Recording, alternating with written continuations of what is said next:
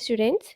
So today we'll begin a new chapter, that is unit 10 of your part 2 textbook, that is the S block elements.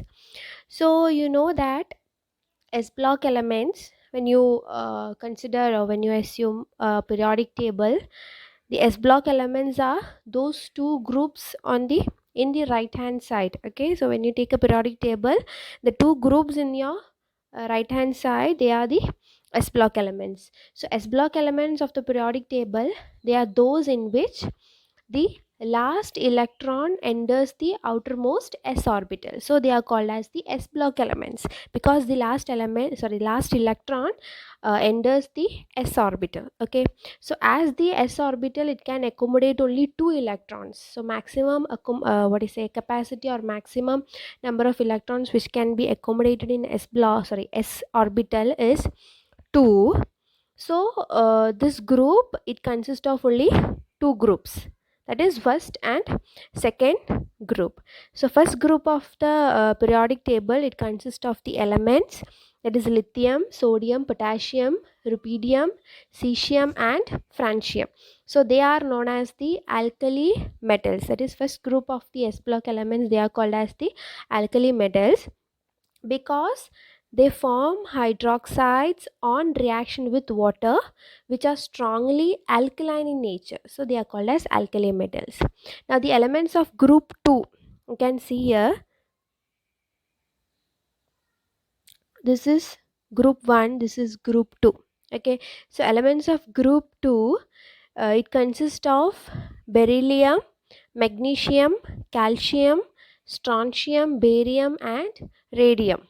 Okay, so these elements, with the exception of beryllium, that is beryllium is not considered, with the exception of beryllium, they are known as the alkaline earth metals. So first group, they are called as alkali metals, second group, they are called as alkaline earth metals, because of their because they are oxides and hydroxides, they are alkaline in nature, and these metal oxides are found in the earth's crust, so they are called as alkaline earth metals.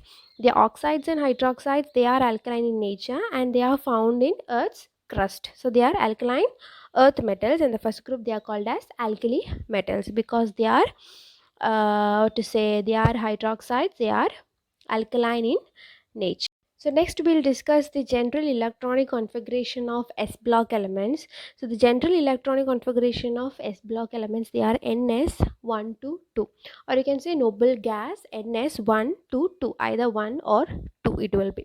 Okay, so now we'll discuss the group 1 elements, that is alkali metals. We'll see some properties of group 1 elements about that is alkali metals. So alkali metals, you know that they show regular trends in their physical and chemical properties with the increasing atomic number. So we'll discuss about that now. So the first one is electronic configuration. So you can see the electronic configuration of alkali metals. So all the alkali metals, they have one valence electron. You can see in the end they have one valence electron, that is ns1 is the electronic configuration of alkali metals. Okay, then the loosely held s electron in the outermost valence shell of these elements, that makes them the most electropositive metals. They are the most electropositive metals, that is they have the tendency to lose that electron, so they will readily lose the electron to give monovalent M plus ions. They will form M plus ions, that is Li plus, Na plus, K plus, like that. Okay, now because of this reason itself, they are never found in free state in nature. Now you can see the electronic configuration of lithium, sodium, potassium, rubidium, cesium and francium. Now the next property is atomic and ionic radii.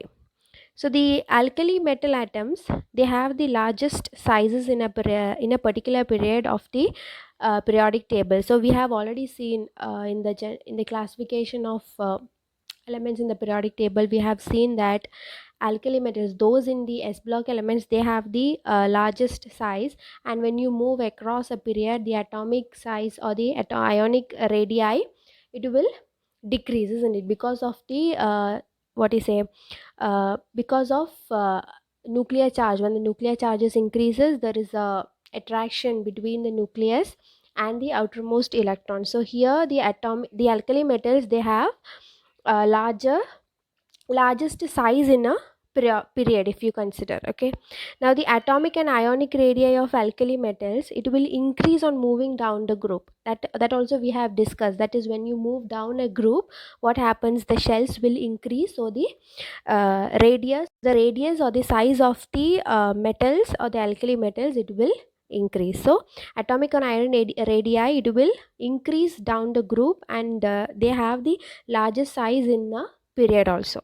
Okay, so that is about atomic and ionic radii. Now next we'll consider ionization enthalpy. Even we have discussed this also, ionization enthalpy.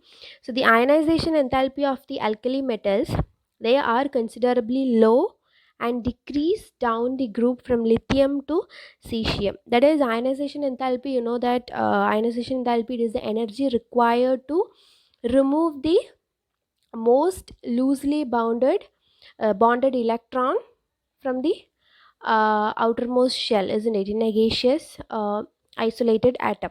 Okay, so here, since they have larger size, the attraction between the nucleus and the outermost electron will be less, or there is a more shielding effect here, isn't it?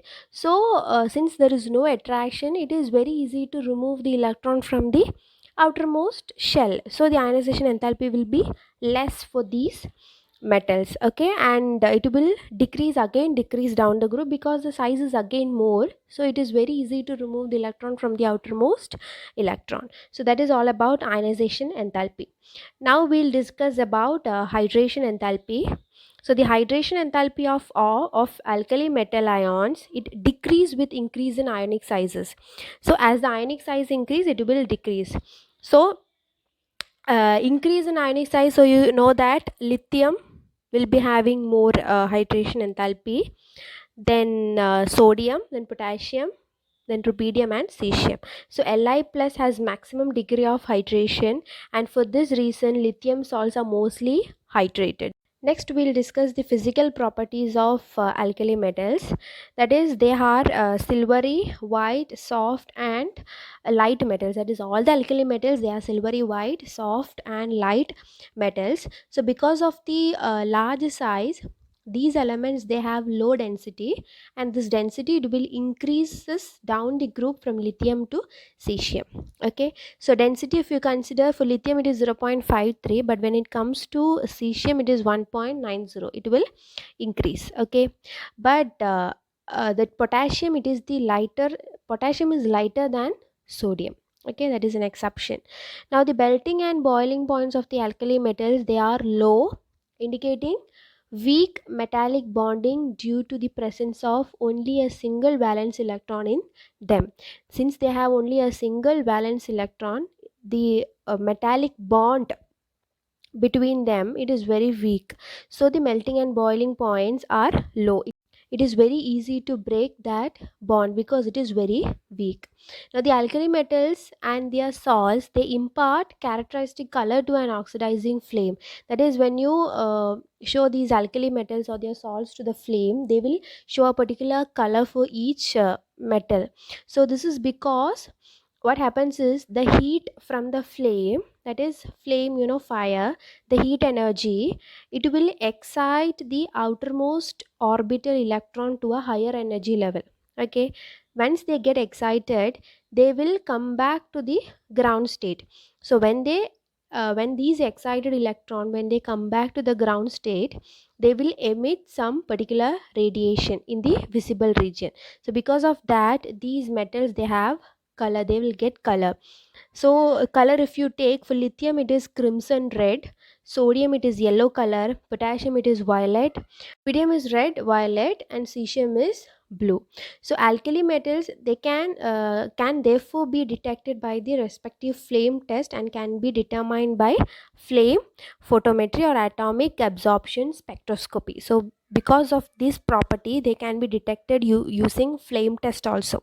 Okay, now Next, we'll discuss the chemical properties of alkali metals. So the chemical properties of alkali metals, it is that alkali metals are highly reactive because of their large size and low ionization enthalpy. Okay, low ionization enthalpy means it is very easy to remove an electron, and their sizes is also large, so they are very reactive. So many reactions are given, that is, it is its reactivity towards air, then towards water, towards dihydrogen, halogen, in reducing nature. Everything is discussed in the textbook. Okay, so next we'll discuss the another important topic, that is anomalous properties of lithium. So lithium, you know that it is the first element of the group 1, isn't it? It is the first element of group 1. So this lithium and even beryllium also, that is the first element of group 2. So these the first elements of group 1 and group 2, they exhibit some properties which are different from those of the other elements of the respective group. In that same group, these two elements, that is the first elements, they have some different properties. So in these anomalous properties, they resemble the second element of the following group. So that is what is called as diagonal relationship, what we have learned, isn't it? So they have some anomalous properties. Anomalous means they have some different properties from the other elements. So it is because the reason is behavior, that is the anomalous behavior of lithium. It is due to the exceptionally small size of its atom or ion. Since they are the first element, and down the group, you know that size will increase, so they have very small size, isn't it? So due to the exceptionally small size of its atom or ion, they have some different properties. And another reason is because of high polarizing power, that is charge by radius ratio. They have high charge by radius ratio, so because of this also they have some different properties. That is because of this, as a result, there is increased covalent character of lithium compounds, which is responsible for their solubility in organic solvents. And I have already said that lithium, it shows diagonal relationship to magnesium, which has been which will discuss later.